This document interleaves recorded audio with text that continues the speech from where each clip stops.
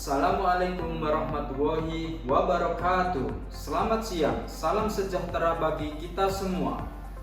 Perkenalkan, saya Sri Bintang Sahara Mahaputra Kusuma Negara. Saya merupakan dosen tetap D3 Farmasi Fakultas Ilmu Kesehatan Universitas Muhammadiyah Lamongan. Video ini saya buat untuk memenuhi persyaratan sertifikasi dosen gelombang 1 tahun 2025. Saya akan melakukan penyusunan dokumen permintaan diri dosen dalam unjuk kerja Tridharma Perguruan Tinggi atau PDD UKT PT.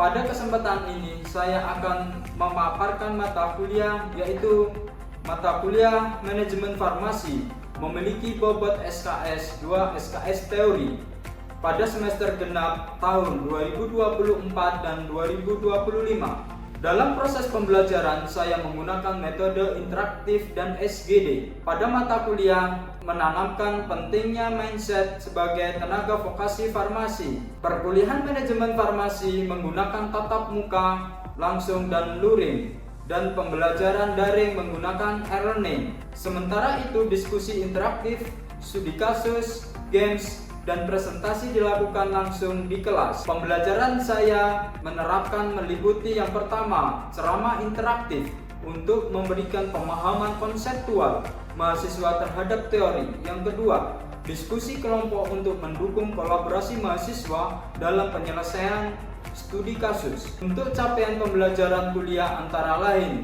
CPMK 1. Mahasiswa mampu menjelaskan konsep manajemen secara umum dan secara farmasi. Yang kedua, CPMK kedua mengetahui tentang manajemen farmasi di apotek, rumah sakit, klinik, dan industri farmasi. CPMK 3 menjelaskan tentang inventaris dan manajemen pengolahan barang dan kartu stok dan alat kesehatan atau menggunakan POAC atau POX. Yang keempat, CPMK 4 distribusi perbekalan kesehatan dan call sign system. Yang kelima, mengetahui dan menjelaskan tentang apotek dan toko obat. CPMK 6 mengetahui tugas fungsi TVF tenaga vokasi farmasi di PBF pedagang besar farmasi. CPMK yang ketujuh mampu menjelaskan dan menghitung harga obat, harga jual obat, dan harga HNA obat. CPMK 7 mampu menjelaskan dan menghitung harga obat, HJA, HNA. CPMK 8 mampu membuat dan menjelaskan tentang laporan akuntansi, arus kas, dan rekonsiliasi bank dan menggunakan sistem informasi manajemen. CPMK 9 mampu menjelaskan tentang penjualan sediaan farmasi. Ya, assalamualaikum warahmatullahi wabarakatuh. Waalaikumsalam warahmatullahi wabarakatuh. Ya, ini mata kuliah manajemen farmasi ya. Ini saya akan menerangkan tentang PDF. Sebelumnya akan saya absen terlebih dahulu. Leona Fitri, Agar Bagas, Ahmad Dhani, ya, sudah hadir semua. Jadi nanti akan saya sampaikan tentang PDF ya.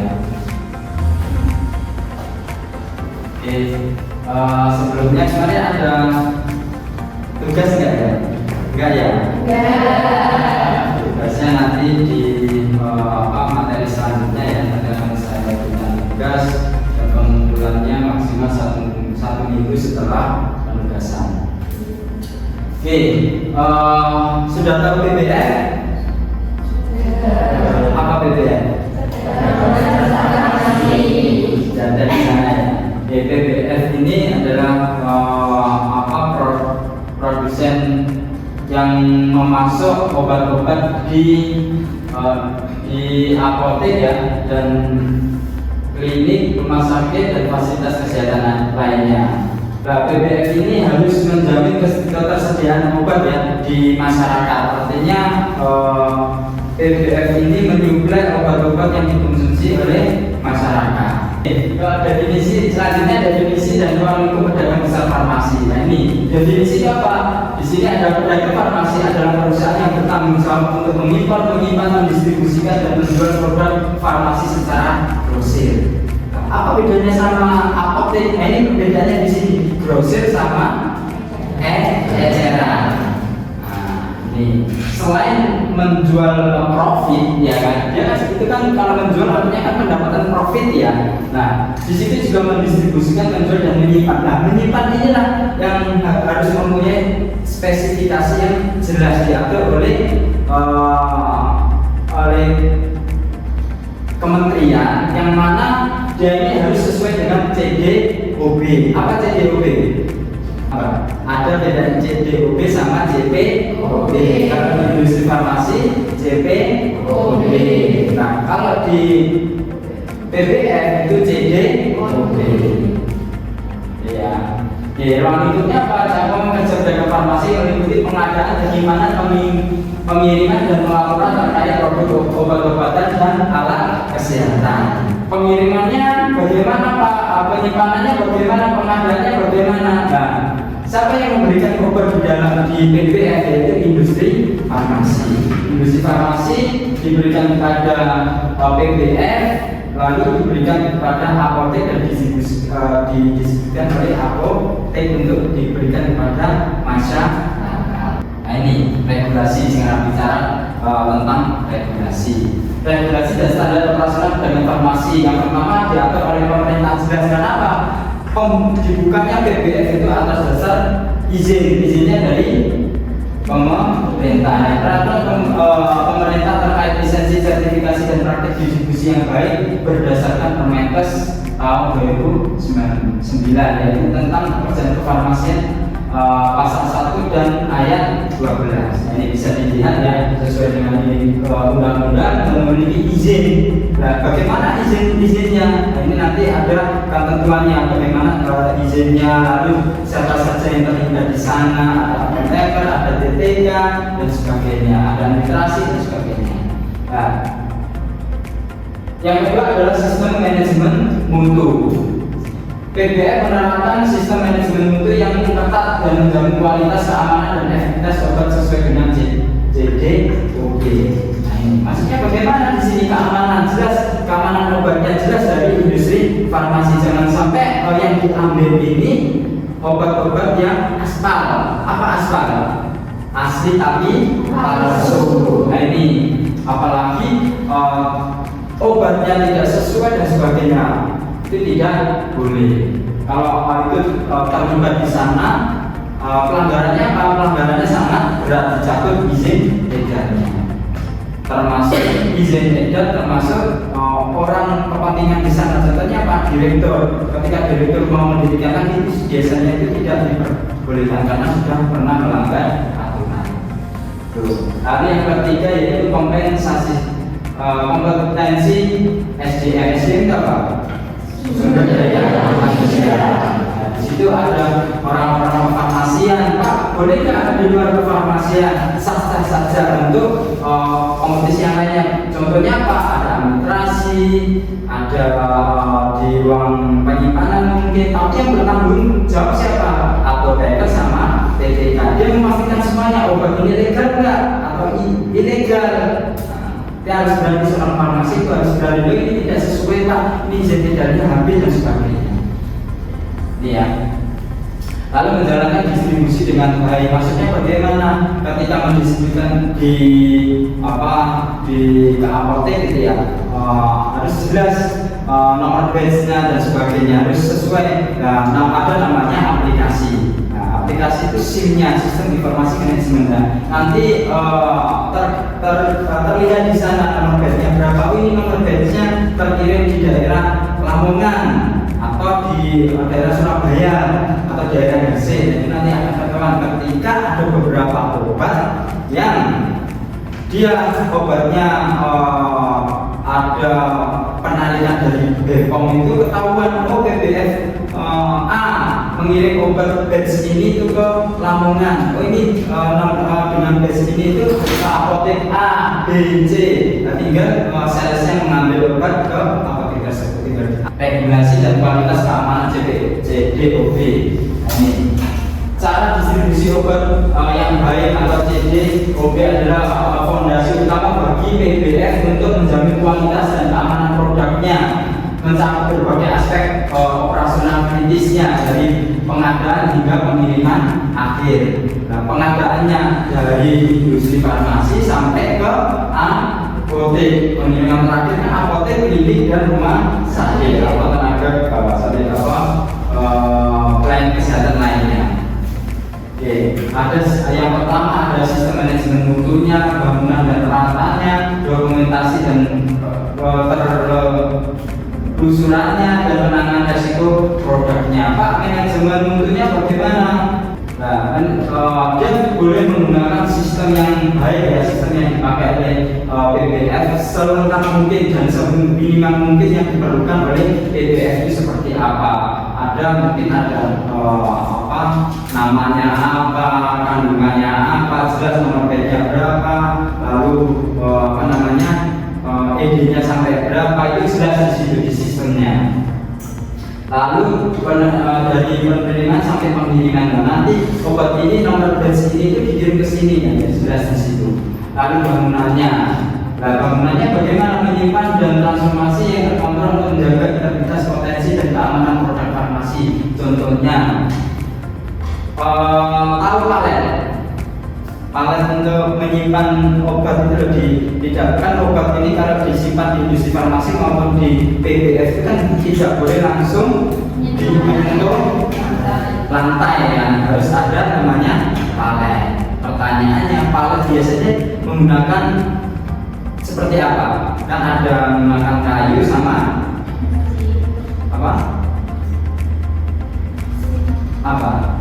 kursi apa? Biasanya menggunakan karet itu apa namanya? Plastik gitu ya.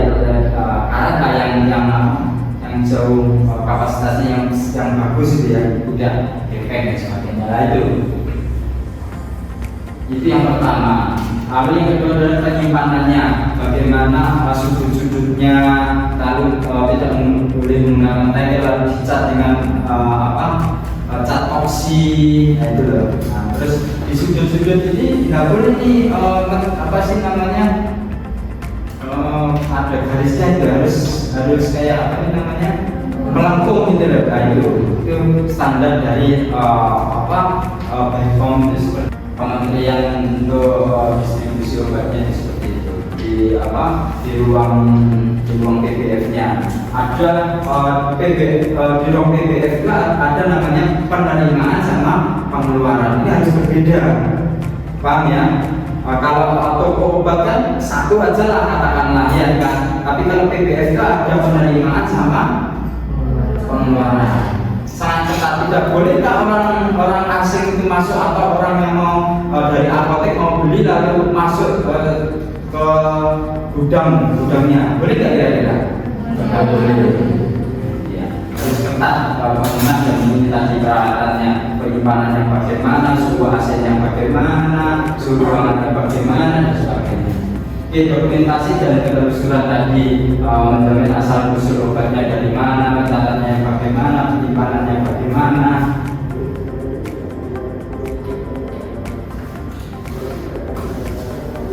Penanganan risiko produknya, prosedur ketat untuk penanganan produk yang rusak, kedaluarsa dan bagaimana. Nah, bagaimana kalau obat-obat yang rusak? Ini harus ada prosedurnya, ada SOP-nya. Ketika ada apakah yang rusak ini boleh dikembalikan ke industrinya, yang mau ED juga boleh di industrinya, atau ketika mau ED sudah dikeluarkan, atau kalau sudah ED itu bagaimana? Nah, itu ya.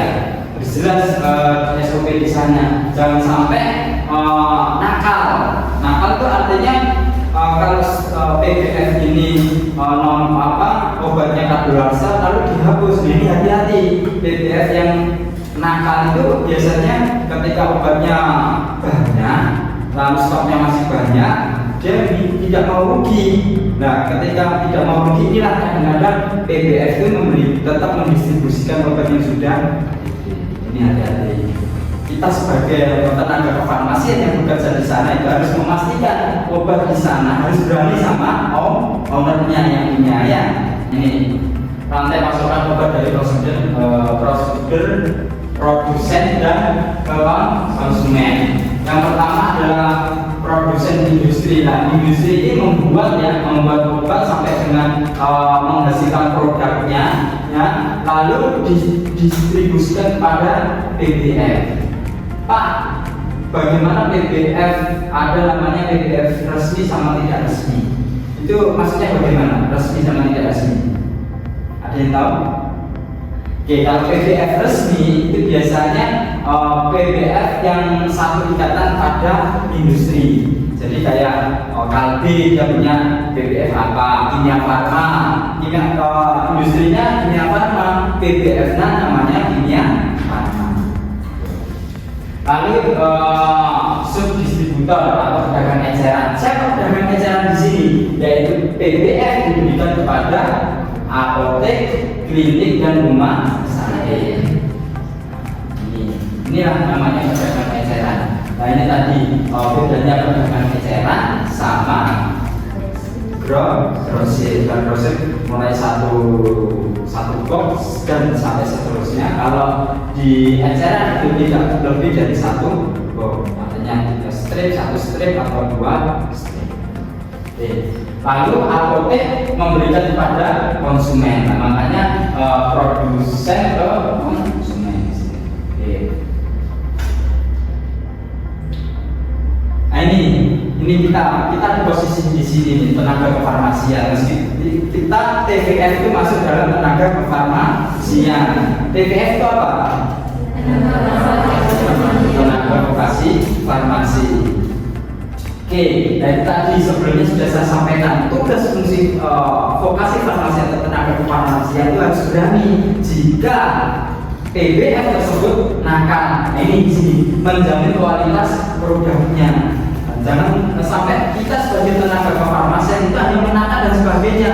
Oh ternyata obatnya ini sudah merusak nih, kelihatan ketika obatnya warnanya itu kok beda nih dari sebelumnya. Ini disampaikan kepada direkturnya atau direksi dan sebagainya. Ini lalu penyimpanannya, penerimaannya harus jelas siapa yang menerima, yang akan dikarantina, lalu baru disimpan di rak yang ada di PBF-nya. Tidak hanya apotek punya rak, tapi PBF juga punya rak. Raknya besar dia karena pedagang besar farmasi kan besar ya, harus mempunyai stok banyak. Nah, ya. Lalu pengirimannya. Pak, pengirimannya bagaimana? Apakah boleh dikirim sendiri atau pihak ketiga? Kalau pihak ketiga itu bagaimana maksudnya? Pihak ketiga gimana? Maksudnya pihak ketiga memilih secara komersil itu begini. Jadi ada orang yang kayak paket gitu ya, jasa paket gitu ya. Kayak di Indonesia itu kan banyak ya. Ada JNE, ada JNE dan sebagainya. Ini model saja, cuma ada beberapa yang menangani yang skalanya besar. Ya, memastikan integritas produk yang sesuai dengan standar, harus jelas bagaimana obatnya nanti dikirimnya bagaimana, lalu jangan sampai dibongkar dan sebagainya, lalu meminta surat pesanannya. Nah di sini jatuhnya pengirimannya itu harus jelas, harus sesuai, dicek dulu dan sebagainya. Oke, manajemen rantai pasokan mengelola arus distribusi dan pengadaan hingga pengirimannya aman. Oke ya, ada sampai sini ada yang ditanyakan dulu? Belum ya? Atau sudah ngantuk? Oke. Nah, selanjutnya adalah pengaturan regulasi, memastikan operasional PBF sesuai dengan standar CDOB dan regulasi farmasi yang berlaku. CDOB apa mas? CDOB tadi singkatannya apa? Apa singkatnya? Apa kira-kira? Cara distribusi yang baik. Obat yang baik. Benar? Nah, benar nggak? Yeah. Ada yang tahu PBF yang beredar di Indonesia? Dan nama apa kira-kira? Ensafal dan DSP. Ada yang tahu di sisi sini? Belum. Nanti akan saya berikan slide-nya. Ada beberapa, karena di Indonesia banyak sekali selain miliknya BUMN loh ya. Ensafal ini termasuk apa kira-kira? Miliknya siapa? Kalbe. Kalau apa? DSP miliknya Sandi. Tadi sudah saya sampaikan kan di awal tadi ada beberapa industri farmasi itu mempunyai PBF resminya. Nah, nanti bedanya mana PBF resmi sama tidak itu kalau saya membuka PBF, maksudnya tidak resmi dari industri tapi pengolahan mandiri. Jadi saya bisa mengambil dari obat-obat dari industri farmasi yang ada di Indonesia. Saya bisa Kalbe, bisa Sande, bisa Kimia Farma, bisa Dexa. Industrinya kan banyak di Indonesia kan. Nah, itu boleh sah-sah saja kalau kita mau mendirikan P. Contohnya di Lamongan juga ada PBF, yaitu miliknya siapa? Amam itu ya, anak dari apotek awam kan, dia punya industri kan, mempunyai PBF. Nah, tapi biasanya yang pembelian obat sebelum Lamongan ada PBF itu biasanya belinya dari Surabaya. Kebanyakan PBF itu berdiri di Surabaya. Boleh nggak Pak menyewa gudangnya saja di sini? Nggak boleh. Kalau mau di sini harus harus mendirikan dan izin sesuai dengan ketentuannya. Jadi mau membuka cabang sah-sah saja kalau membuka cabang, karena BSP pun ada di Jakarta, ada di Bandung, ada di Surabaya dan sebagainya. Itu harus sesuai dengan SOP di sini, harus izinnya.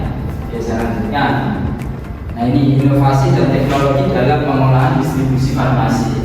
Logistik yang terintegrasi, maksudnya bagaimana sistem transportasi, pengiriman yang terkelola dengan baik, lalu manajemen data, memanfaatkan data untuk perencanaan dan pengambilan keputusan, atau otomatisasi, ada penerapan teknologi otomatis untuk meningkatkan efisiensi operasional. Contohnya apa? Yaitu SIM, Sistem Informasi Manajemen. Dia terlibat di sana, mulai stok obat, pembayaran dan sebagainya itu tersimpan di sini semua. Jadi lanjutkan. Nah, peran pedagang farmasi menjaga ketersediaan obat. Ini ada perencanaan, distribusi dan monitoring. Perencanaan bagaimana melakukan perencanaan dalam pengadaan obat-obatan sesuai dengan kebutuhan pasar. Nah, ini siapa yang terlibat di sini? Yaitu salesnya, memantau. Oh, di sana obatnya A yang diperlukan, oh di sini obatnya B yang diperlukan, oh di sini obat C yang diperlukan. Dia punya datanya, jadi tidak sembarangan. Bisa jadi Anda seorang tenaga farmasi yang masuk dalam lingkup ini menjadi salesnya. Mendistribusikan obat-obat secara efisien dan tepat waktu ke seluruh wilayah. Maksudnya ke seluruh wilayah ini tadi skupnya semuanya PBF-nya di Surabaya. Dia menjalankan di Gresik, Lamongan terbagi jadi salesnya satu nih di Lamongan, yang mulai dari Mantuk, Plojo sampai dengan Paciran. Nah itu tercover semua, didatangi satu-satu menawarkan, Pak ini kami punya produk ini dengan harga segini.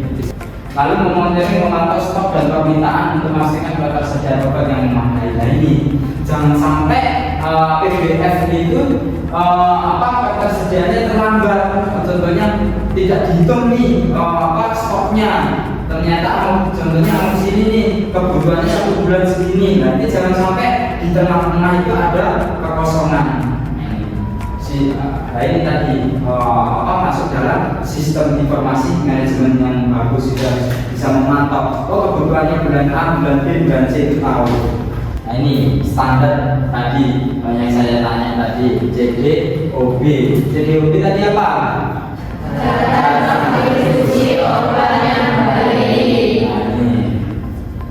Penyimpanan obat besar dagang besar atau PBF adalah aspek krusial yang diatur dalam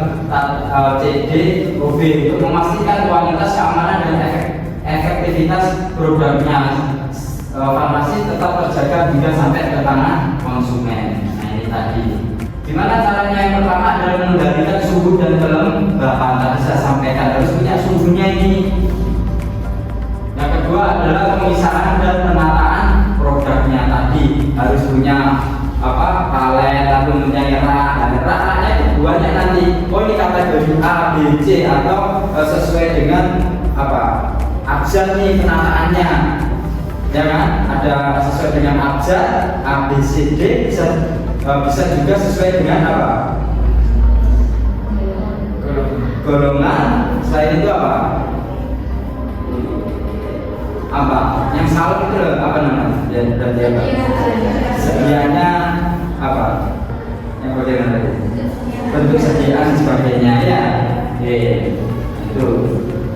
Lalu di situ jelas misalnya obat rusak ada luarsa, ditarik, itu harus ada ruangan sendiri. Jangan sampai dicampur nanti kelupaan tim yang ada di gudang. Oh lupa ternyata yang diambil itu produk-produk yang sudah rusak atau kadaluarsa. Harus mempunyai ini kan besar gitu ya. Harus mempunyai ini diskat. Ini barang-barang yang sudah ede, ini barang-barang yang rusak. Nah, ini harus disendirikan.